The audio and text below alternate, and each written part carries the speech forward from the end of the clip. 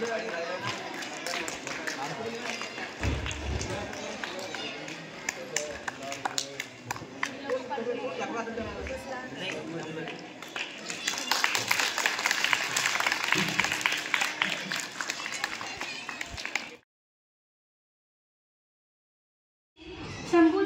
जिजाऊ तुम्ही नसता तर नसता मिळाला स्वराज्याचा ठेवा.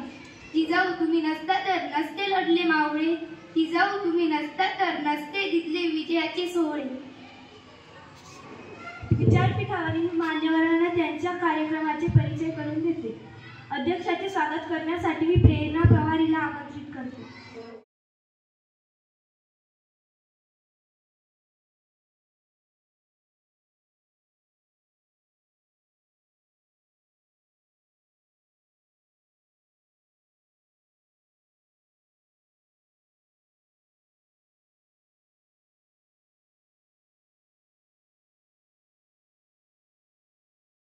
भोसल्यांची सून, जाधवांची कन्या भोसल्यांची सून, शिवबांची माता, भाग्य कोणते अजून, भाग्य कोणते अजून. हिंदवी स्वराज्याची पताका नभी अभिमानाने डोलते. हिंदवी स्वराज्याची पताका नभी अभिमानाने डोलते. लक्ष देऊ नये का मी जिजाऊ बोलते, मी जिजाऊ बोलते. आमचा जन्म जाधवांच्या घरी झाला.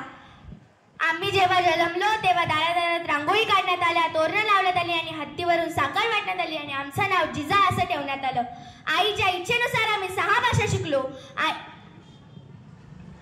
शिवबाराजे हे आमचं धाकटं रत्न. अतिशय कठीण परिस्थितीचा मात करून आम्ही शिवबाराजांना घडवलं. अंगणातील तुळस, गोठ्यातील गाय, अंगणातील तुळस, गोठ्यातील गाय, घरातील माय यांच्याकडे कोणी वाकड्या नजरेने पाहत असेल तर त्यांचा गय करू नका अशी शिकवण आम्ही शिवबाराजांना दिली. आम्ही पाहिलेलं स्वराज्याचं स्वप्न त्यांनी पूर्ण केलं. त्यांच्याविषयी जेव्हा जेव्हा बोललं जातं, एक होते राजे शिवाजी, भीती नव्हती कोणाची, पर्वा नव्हती परिणामाची, वृद्ध मेळ रोखली स्वराज्याची, म्हणून साथ होती आई भवानी व जिजामातेची. म्हणूनच म्हणतात जय भवानी जय शिवाजी.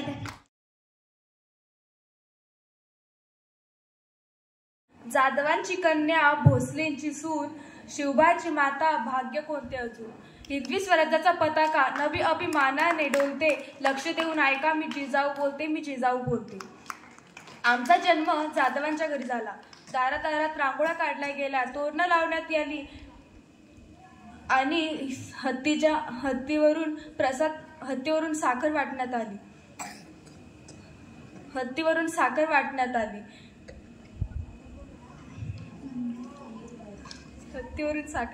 आली. आणि आमचं नाव जिजा असं ठेवण्यात आलं. आईच्या हस्तेवर आम्ही 6 भाषा शिकलो.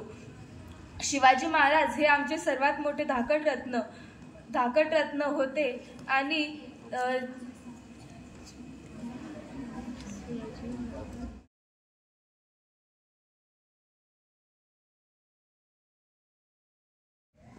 स्वराज्य संकल्पिका राजमाता राष्ट्रमाता मा जिजाऊ आईसाहेब,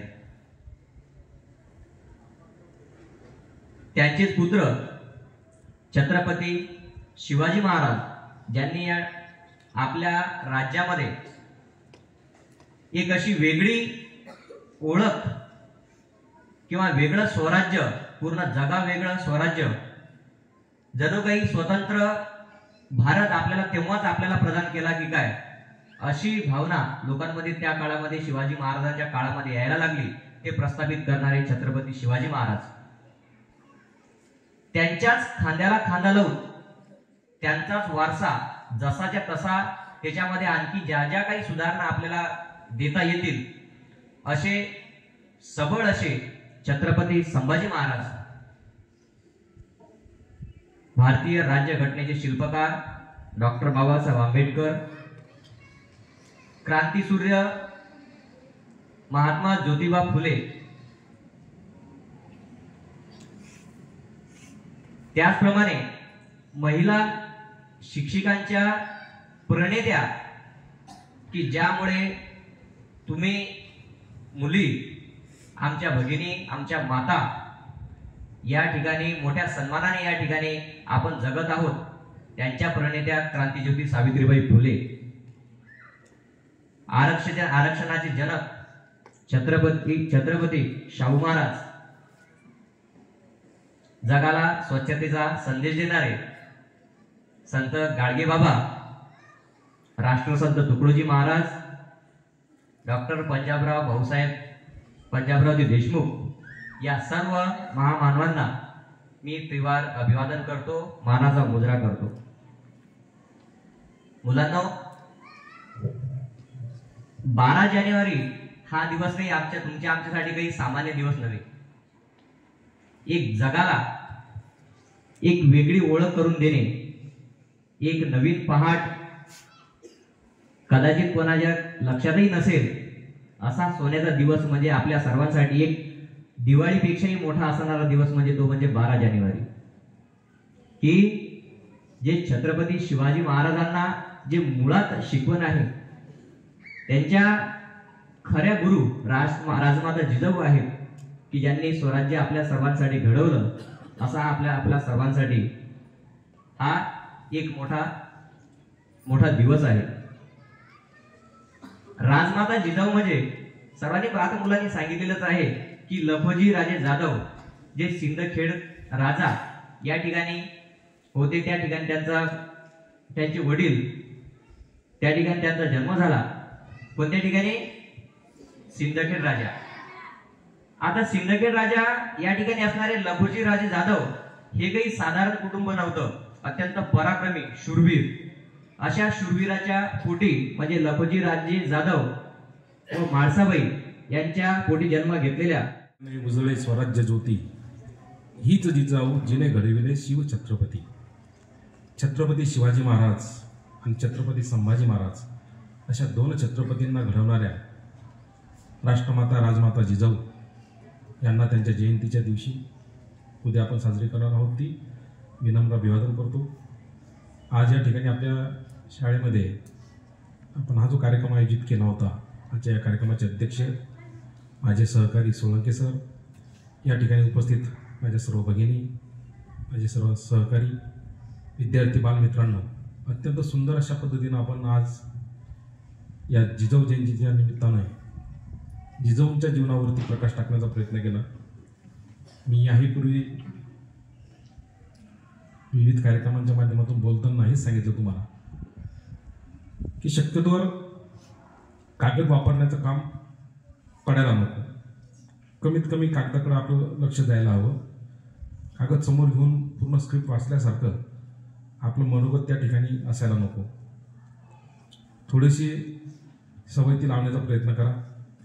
त्यासाठी महत्त्वाची गोष्ट आहे की आपण ते ज्या महामानवांवरती आपल्याला बोलायचे त्यांच्या संदर्भातले जे विचार आहेत, वेगवेगळ्या पुस्तकांमधून वर्तमानपत्रामध्ये लेख येतात, त्याच्यातून ते आपण वाचले पाहिजे।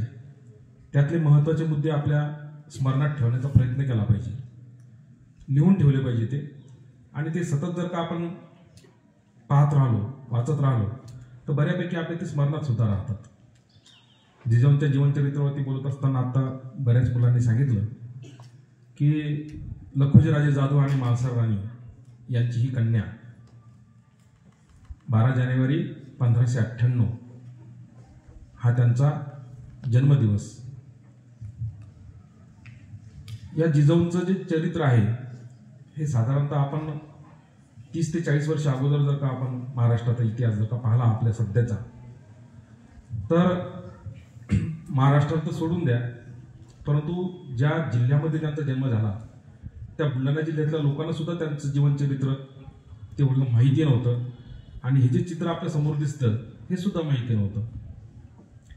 आणि ह्या जिजाऊंच्या या जीवन कार्याला जनमानसामध्ये आणण्याचं सगळ्यात मोठं कार्य कोण जर का केलं असेल तर ते सुद्धा आपल्याला माहीत असलं पाहिजे, ते म्हणजे आपल्या संस्थेचे जे संस्थापक अध्यक्ष आहे आदरणीय शिवश्री पुरुषोत्तमजी खेडेकर साहेब यांनी सर्वप्रथम जिजाऊंच्या कार्याची ओळख, जी जनमानस विसरून गेलं होतं, तिला उजाळा देण्याचं काम त्यांनी केलेलं आहे।